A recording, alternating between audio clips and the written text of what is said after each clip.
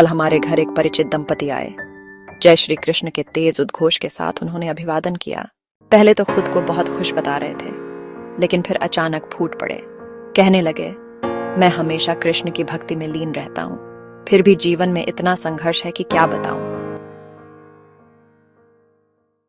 उनकी बातों में मेरी कोई रुचि नहीं थी, लेकिन अनायास ही मैं उनसे कहने लगी, भाई साहब, साधारण तौर पर कष्ट और कृष्ण शब्दों में कोई समानता नहीं दिखती, लेकिन अगर गहराई से देखें तो कष्ट जीवन में दुख, विपत्ति और परेशानी का स्रोत है, और कृष्ण वह भगवान है जो कष्टों का नाश करते हैं, दुखों का अंत करते हैं। वे हमें मोह माया के अंधकार से मुक्ति दिलाते हैं। कष्ट और कृष्ण, इन 2.5 अक्षरों के शब्दों को समझने की कोशिश कीजिए। कृष्ण का जन्म जेल में हुआ। जन्म लेते ही माता पिता से बिछड़ना पड़ा। उनकी नन्ही सी जान पर जानलेवा संकट थे। वे राजकुमार थे, फिर भी गायों को चराते थे। ये कष्ट ही तो कृष्ण को कृष्ण बनाते हैं।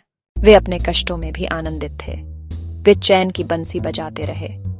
कालिया नाग के फन पर भी उन्होंने नृत्य का उत्सव मनाया। इसीलिए वे कृष्ण हैं। उनके पास गोवर्धन पर्वत उठाने का सामर्थ्य था, हाथों में सुदर्शन चक्र का बल था, फिर भी शक्ति का अहंकार नहीं था। युवावस्था में राधा से प्रेम का विरह भी था, फिर भी उनके जीवन में प्रेम का माधुर्य है। हर परिस्थिति में खुद को आनंदित करने की कला का नाम ही कृष्ण है। वे जीवन के संघर्ष रूपी युद्ध में कर्तव्य भाव से जुड़े रहने का मार्गदर्शन करवाने वाले सारथी हैं। आप अपने बुढ़ापे में कौन संभालेगा, इस चिंता से चिंतित हैं।